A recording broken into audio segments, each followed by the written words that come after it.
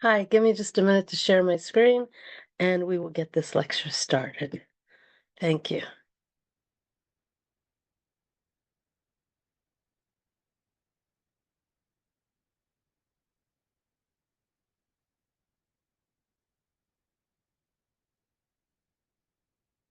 So, hi, my name is Juanita Leisch Jensen, and I welcome all of you to this lecture. This lecture was initially broadcast live at Fort Shenandoah in May.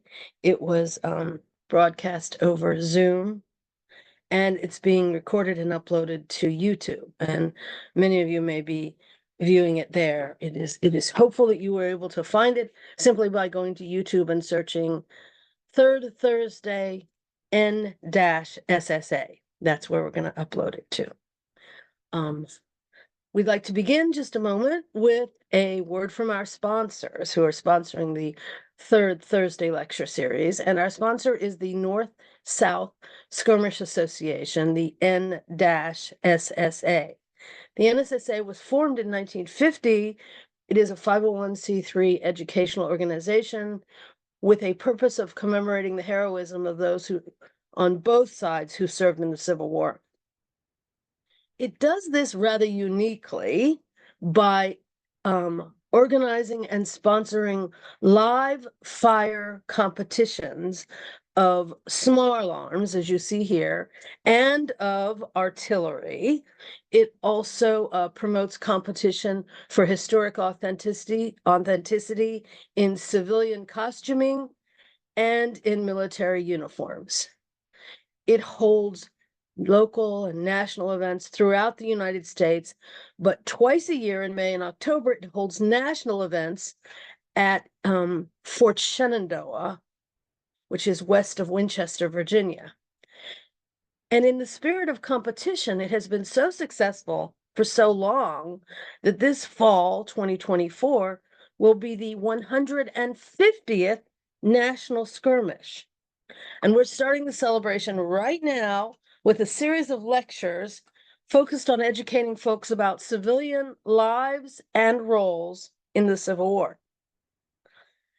This third Thursday lecture series will be held May through September on the third Thursday of the month at 7:30 p.m. Eastern Time.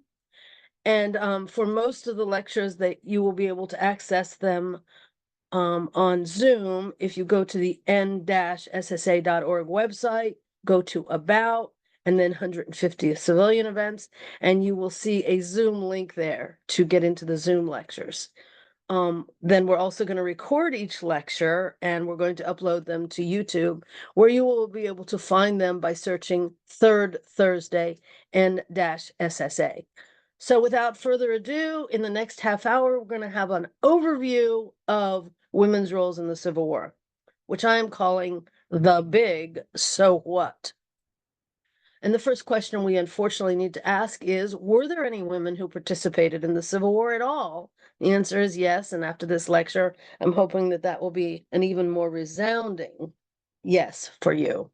But beyond that, if you had to pick an image in your mind of a woman participating in the Civil War, what would that image show? What would that one image show? Would it be women at a party, at a social event? Did women simply party on during the war? Or would it be a woman doing something in her home or a hospital, in a farm or a factory, at a battlefield, a cemetery, or a chapel? And beyond that, what did they do? And so what? Why is it important? The point I would like to make, and I hope to persuade you of in this short lecture, is that women had roles in the Civil War which contributed significantly to the military capabilities and effectiveness of the armies. In an age that values gender equality as we do, we should honor and evaluate women's roles in the Civil War just as we do military roles in the Civil War. When we evaluate battles and leaders or soldiers and officers, we evaluate them based on how effectively they influenced and impacted military operations. And we need to evaluate women's roles in a very similar manner. We need to look beyond the amusement of women who made snarky comments in their diary, or women who support our own personal views of what should be important to women in the 21st century. And we need to look at what the time period in which these women were acting.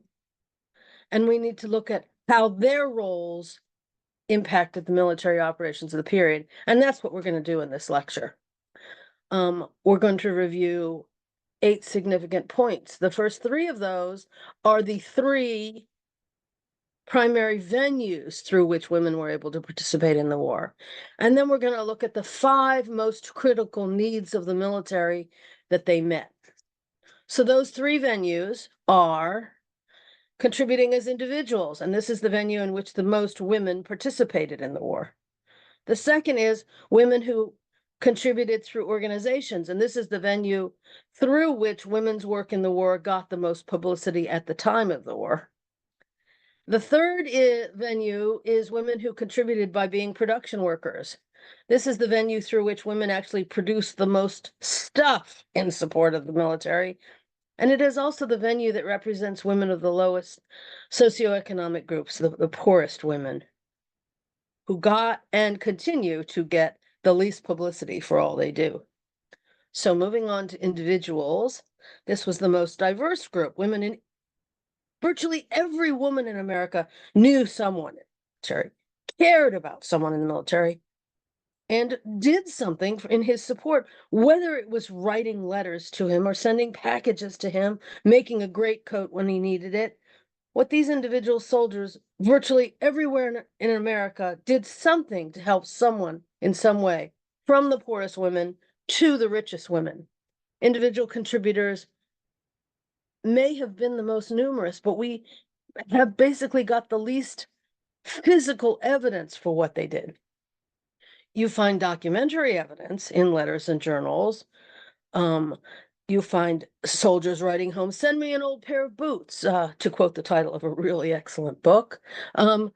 Or you find messages in letters like, "The Christmas package you sent was terrific. The turkey was rotten, but the ham, the jam, and the jelly came through fine, and I shared the cake with my mess." But all that stuff that was sent to the soldiers got eaten and used up, and it mostly doesn't exist anymore. So we don't really have the stuff to study. But what we do have when we want to research these women are the letters, the journals that mention the things that the soldiers wanted them to send and that they had sent. And beyond that, the soldiers often talk about how important it was to them that they had someone who was keeping the home fires burning, that they had someone there he was fighting for, someone he could hope to come home to, someone who would and was worrying about him and would and was praying for him. And so these were important roles, and the women who participated in this venue were very numerous. There's just not much physical evidence of it. Moving on to the second venue, working through organizations. The participants in this venue were people who were wealthy enough to generally leave home in the charge of the servants or someone else for the day and go off and volunteer at the soldiers' fair, like the huge sanitary fundraising sanitary fairs like you see in this illustration, or they could go out and work on a hospital transport boat for weeks or months at a time. Or there were women who simply go to their local Soldiers' Aid Society every single day of the week and take part in their activities. There were lots of women who were working through volunteer organizations, and it was not just the local organizations. The Civil War saw the development of national organizations, like the U.S. Christian Commission and the U.S. Sanitary Commission, that took the goods that were produced by local Soldiers' Aid Societies and ensured that they were distributed based on need and not just based on who you knew. From the start of the war, there were problems with the distribution of benevolent aid. It made a great deal of sense to the railroads and to the military that transporting troops very much took priority over sending along boxes of turkeys and socks and whatever the women were trying to send to soldiers. So the boxes just got left at the depots and sometimes never ever reached their destinations. The national organizations tried to put together a network that ensured that the goods were gathered up and then sent to the destinations that needed them the most.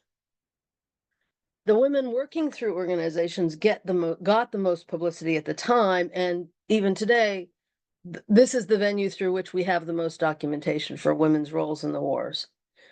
These ladies tended to be women of a socio and economic level that had the ability, the inclination, and the means, not just to write a memoir, but also to get it published later. And the organizations themselves sometimes published histories of what they had done, which gives us even more information about what was done through organizations in the war. And finally, we have the women who were production workers. There is this popular culture idea that in the Victorian period and in the middle of the 19th century in America, ladies did not work outside the home or would only work as governesses or as teachers. This applies, if it applies at all to anyone, only to a certain socioeconomic class of women. It does not and never has applied to women who needed to go out and get into the workforce to help provide subsistence level living for their families. And this was a particular period in time when you have thousands and tens of thousands of men who cannot hold down the jobs in the local factories and shops because they're away at war. And you have women who needed more income because their husbands were away at war and couldn't support the families. So in the Civil War, you have vast numbers of women who were production workers, who took jobs for the military or for contractors who had contracts with the military, producing goods for the war efforts. As a group, they are the most economically challenged, and they also had the greatest output of any of the three venues. These are women who are in the factories working 10 hours a day, 6 days a week or more, producing things for the military. The production workers tend to get the least coverage from at the time and also from historians today. However, you can look in the government records of output and find information on what they did. And some of the payroll records exist. And these payroll records are interesting to go through because they show that in some localities, very large percentages of these women were signing for their money with an X. And that lets us know that they did not have the ability to write diaries, letters, and journals of what they were doing, even if they had had the time and inclination to do so. And primary source material accounts by these women and production workers in the war are extremely rare. So these are the three venues for participating: as individuals, as organizations, and as production workers. But what did they do? The answer is that they met critical needs of the military. And I have listed here 5 of what I believe are the most critical needs of the military that women helped to meet. And they are the need for soldiers, the need for ammunition, for food, for clothing, uniforms, and tentage, and the need for health and medical care. Pretty crucial issues. One of the needs is for soldiers. As often happens between wars, after the Mexican War, the regular army had shrunk to a minimal size, and there simply weren't many troops to answer Abraham Lincoln's call. America had to gear up and get more soldiers into state military organizations, which might then be offered to support the federal effort. On the southern side, of course, there was no federal force at all. They had to start from scratch. But in the South, especially, as well as the North, but in the South especially, you often had pre-existing local militia who were well organized, if not well drilled or well equipped. Some of them had devolved into social organizations, but they existed as organizations, and those local organizations could gear up and get more organized and recruit more people and drill and then volunteer themselves to the states in support of the war effort. Now, this picture you're seeing here is an interesting picture from the time of women who are supposed to be sewing for soldiers at a local Soldiers' Aid Society, and some civilian men have come calling. And according to the caption of this engraving, The women are letting them know that they are not welcome. They can come back in uniform if they wish, but they are not welcome to come calling as civilians. A second need for the military is food. And this is a quote from Jeff Davis, who was Secretary of the War for the federal government before the war. And he said, for the infantry, men must first be fed, next armed, and even clothing must follow these. For if they're fed and they have arms and ammunition, they can fight. This is a picture of an illustration from Harper's Weekly, an illustrated newspaper of the day, of soldiers receiving Christmas boxes. And you can see they're very happy to dive into those boxes and see what's been sent to them. But feeding soldiers had to happen every single day, not just at Christmas. And there were women who were involved in commissary operation. Well, first of all, there were women who were involved in keeping farms going and crops growing. And there were women involved in commissary operations, baking and doing things that the government needed.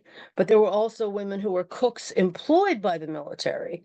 That was one of two jobs, cooks and laundresses, where the military regulations said that you could hire women on a company basis to work directly with and for the military, and who could travel with the military organizations when they moved.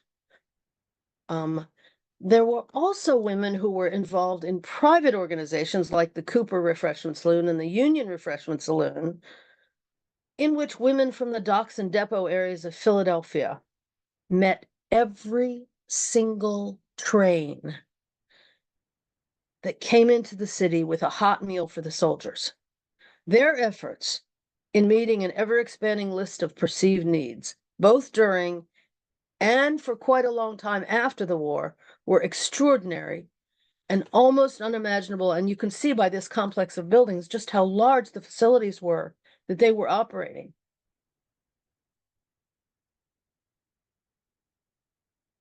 Second of Jeff Davis's list is arms and ammunition. The soldiers need to be armed. And if you look at small arms manufacture production during the war, there were huge numbers of women who were employed in this effort. 3 major explosions of small arms ammunition factories occurred during the war. At the Allegheny Arsenal in Lawrenceville, which is now Pittsburgh, Pennsylvania, at Browns Island in Richmond, Virginia, and at the Washington Arsenal in the District of Columbia. The fatality lists from these incidents provide a sampling of people who were there in the room at the time. And all of these explosions happened during work hours. And of the people who were killed in these explosions, 95% were women or girls. Beyond that, if you look at their ages, the median age of people killed was 15, and the youngest person killed was 10. Now, I have found a first-person account from one Arsenal war girl who said that she and her sister at ages 7 and 9 were sent to roll cartridges at an arsenal. So we have very young girls and women working in these ammunition factories, and of course, suffering the results of the occasional explosions that happen there. Now, this picture is a picture out of a Harper's Weekly newspaper of women at the workbenches of the Waterfleet Arsenal near Albany, New York. You see one male supervisor in the back there, and every single worker working at the benches appears to be a woman. So in addition to encouraging men to fight, you have women who are providing ammunition for this food and ammunition for the soldiers. And here we have women who were fighting the war armed with needles, women who helped to provide uniforms, clothing, and tentage for the soldiers. While officers' uniforms were often produced from male tailors and tailor shops, enlisted uniforms were assembled generally from kits that were assembled together in kits at a depot or at a workshop, and then they were distributed to women who would either take them home and sew them together at home, or work there in the workshop if, for example, the contractor was providing sewing machines and wanted the women to work on location. The dark garments that still exist from these efforts can be seen proudly displayed in many museums. And when you go to a museum and you see a man's jacket on display, the name of the soldier that wore it is sometimes known. The name of the woman who sewed it is seldom ever known. And let us not forget socks. These vitally important garments that help to make it possible for soldiers who marched across and through entire states in multiple military campaigns. Many women took it as a moral and ethical principle that there would be no idle hands as they knit pair after pair of socks for soldiers. And now, while we're talking about women who were sewing for the war effort, I want to touch just a moment on the subject of tentage. Tentage was a huge industry during the war, and there was a massive need for tents. When you've got a large portion of your population who's essentially living in tents at night, and you have entire prisons, as you see here at Elmira, where the prisoners are being housed in tents. There were actually large tentage manufacturers in the Civil War who had contracts for values that were as large or larger than small arms manufacturing companies like Colt. And it's been estimated through payroll records that about 60% of the people working in large tentage manufactories were women. But in addition to providing housing in the form of tentage, some women, voluntarily or not, provided housing for soldiers in their own homes and their own barns. And now the fifth need that we have for soldiers is to have soldiers who are capable and able to fight. And this is a need for both health and medical care. There are lots and lots of female nurses with or without training or experience outside the homes who provided health and medical care for soldiers.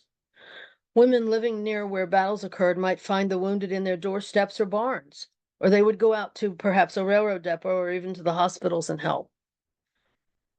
There were more women doctors than you may think with medical degrees who served as doctors and even in some cases surgeons during the war. And there was one woman who was actually named to be an assistant surgeon in a military hospital during the Civil War. So we have women who are working in both health and medical care, and we don't want to forget about the recuperative care too. You might have a soldier in your house who ended up staying there for months as he recuperated from some terrible injury or long-term illness. And I've also included in this picture a sister of charity because the women in religious organizations often stepped forward to help out as well. We don't want to forget them. Women were also involved in providing support for the families of soldiers after they died. And in one instance in Virginia, after the Battle of Newmarket, the nurse who had taken care of one of the VMI cadet soldiers who died as a result of his injuries took the time to write to the soldier's mother to tell how he died and how he was well cared for by her and by his VMI roommate in his last days. And therein ensued a friendship as the two families continued to correspond with each other into the 1930s. These were life and generationally altering events. So we had the three venues for participating, and we had the five most critical needs of the military that women met through their participation. But of course, that's not all.